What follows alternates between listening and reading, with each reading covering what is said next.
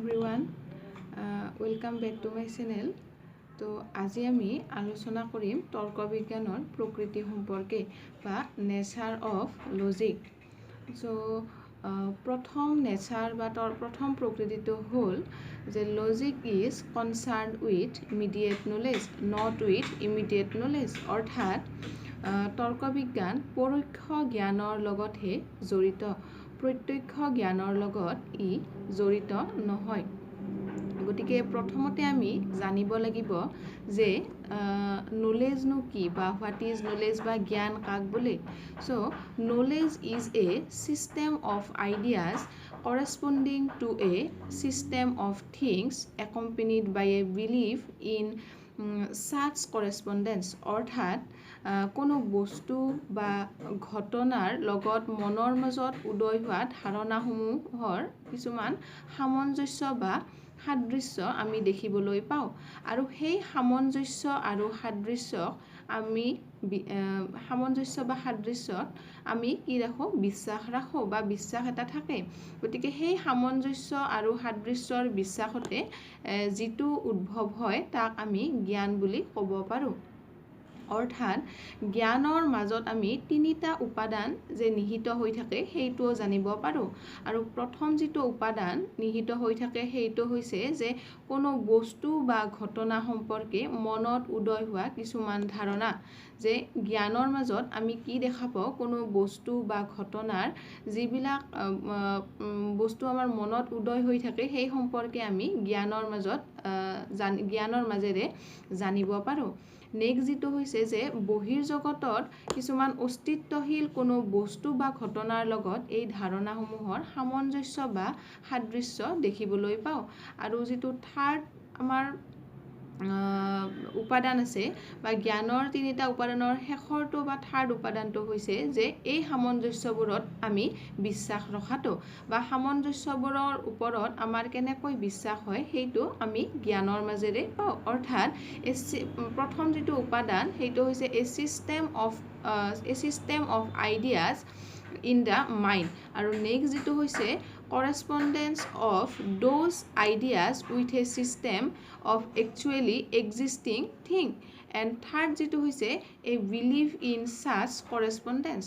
গতিকে প্ৰথমটো হৈছে আমাৰ যে তৰ্ক বিজ্ঞানত আমি কি পৰোক্ষ জ্ঞানৰ লগতহে জড়িত, প্ৰত্যক্ষ জ্ঞানৰ লগত ই জড়িত নহয়। কিয় নহয়? যে কি কৈছে যে তৰ্ক বিজ্ঞানৰ প্ৰধান আলোচ্য বিষয়টোৱে হৈছে প্ৰধান আলোচ্য বিষয় হিচাপে আমি অনুমানক ধৰিব পাৰোঁ। আৰু অনুমানক যিহেতু আমি প্ৰধান আলোচ্য বিষয় হিচাপে জানো, সেই গতিকে সেই মূল বিষয়বস্তুৰ সহায়কাৰী হিচাপে কিছুমান তৰ্ক বিজ্ঞানত আলোচনা কৰা হয়। আৰু তৰ্ক বিজ্ঞানৰ মূল কাৰ্যই হৈছে সত্যক জনা বা সত্যক উপলব্ধি কৰা। গতিকে সত্যক জনা বা উপলব্ধি কৰাৰ লগতে আমি জ্ঞাত বিষয়ৰ সত্যতাকো প্ৰমাণ কৰিব পাৰোঁ। আৰু সেয়েহে তৰ্ক বিজ্ঞানত পৰোক্ষ জ্ঞানৰ লগতহে জড়িত থকা বুলি কোৱা হয়, প্ৰত্যক্ষ জ্ঞানৰ লগত ইয়াক জড়িত থকা বুলি কোৱা নহয়। গতিকে নেক্সট যিটো আমাৰ প্ৰকৃতি আছে সেই প্ৰকৃতিটো হ'ল তৰ্ক বিজ্ঞান আকাৰগত সত্যতা আৰু বস্তুগত সত্যতা উভয় সত্যতাৰ লগতেই জড়িত। অৰ্থাৎ logic is concerned with both formal truth and material truth. তো নেক্সট হ'ল আমাৰ ফৰ্মেল ট্ৰুথনো কি বা আকাৰগত সত্যতা কাক বোলে। So' formal truth means self consistency or freedom from self contradiction amongst thought themselves, অৰ্থাৎ সংগতিপূৰ্ণ চিন্তা চৰ্চাৰ জৰিয়তে যি সত্যত আমি উপনীত হ'ব পাৰোঁ তাক আমি আকাৰগত সত্যতা বুলি ক'ব পাৰোঁ। গতিকে আকাৰগত সত্যতাৰ উদাহৰণ হিচাপে আমি ধৰিব পাৰোঁ যে গোলাকাৰ বৃত্ত। নেক্সট যিটো আছে মেটেৰিয়েল ট্ৰুথ বা বস্তুগত সত্য কাক বোলে, বস্তুগত সত্যতা কাক বোলে।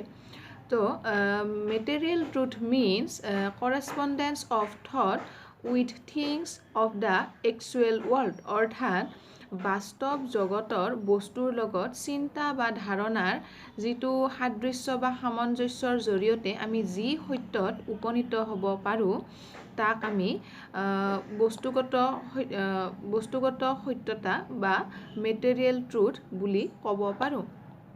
গতিকে ইয়াত কোৱা হৈছে যে আকাৰগত সত্যতা আৰু বস্তুগত সত্যতা উভয় প্ৰকাৰৰ সত্যতাৰ লগত তৰ্ক বিজ্ঞান জড়িত, কিয়নো formal and material truth are complementary to each other.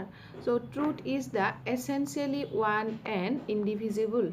Truth implies both formal and material truth. In Indian logic, there is no such distinction between formal and material truth. অৰ্থাৎ তৰ্ক বিজ্ঞানত আকাৰগত সত্যতা আৰু বস্তুগত সত্যতা উভয় প্ৰকাৰৰ সত্যতাৰ বিষয়ে আলোচনা কৰা হয়, কিয়নো কোনো অনুমান বা যুক্তিৰ ক্ষেত্ৰত যদি নিৰ্ধাৰিত নীতি নিয়মসমূহ যথাযথভাৱে আমি পালন কৰিব পাৰোঁ বা যথাযথভাৱে পালন কৰা হয় আৰু ইয়াৰ আধাৰ বচনবিলাকৰ লগত সিদ্ধান্তটোৰ বাস্তৱ ঘটনাৰ লগত কিছুমান সামঞ্জস্য থাকে, তেনেহ'লে সেই অনুমান বা যুক্তি আকাৰগত আৰু বস্তুগতভাৱে সত্য হ'ব লাগিব।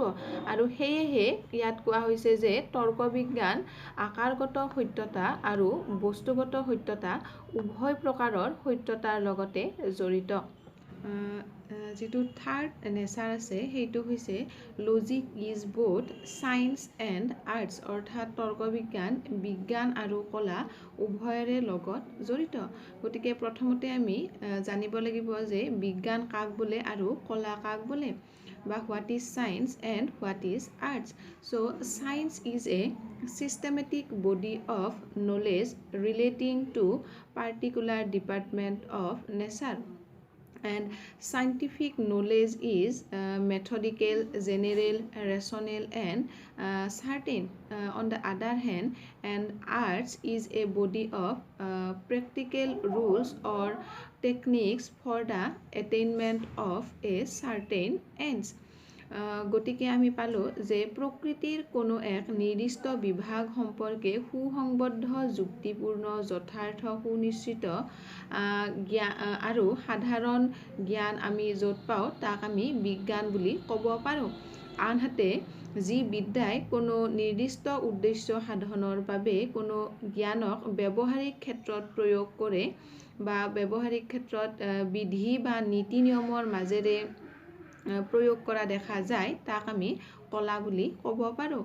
গতিকে ইয়াত কোৱা হৈছে যে তৰ্ক বিজ্ঞান আৰু কলা উভয়ে, কিয়নো logic is a science because logic টিচ আছ how to apply the principles formulated by it in actual practice for a realization of truth.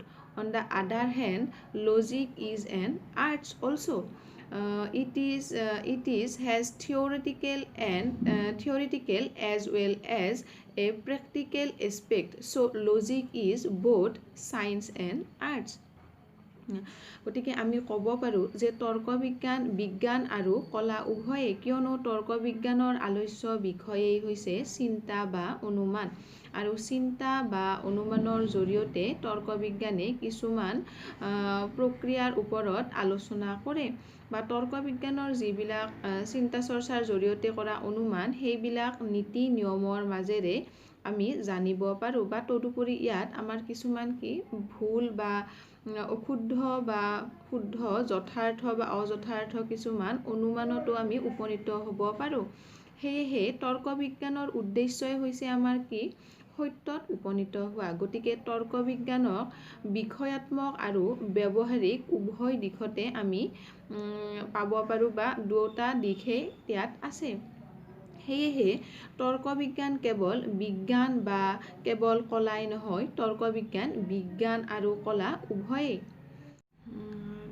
গতিকে আজিলৈ এইখিনিয়েই। নেক্সট ক্লাছত আমি তৰ্ক বিজ্ঞানৰ পৰিসৰ বা স্কোপ অফ লজিকৰ বিষয়ে আলোচনা কৰিম। Thank U.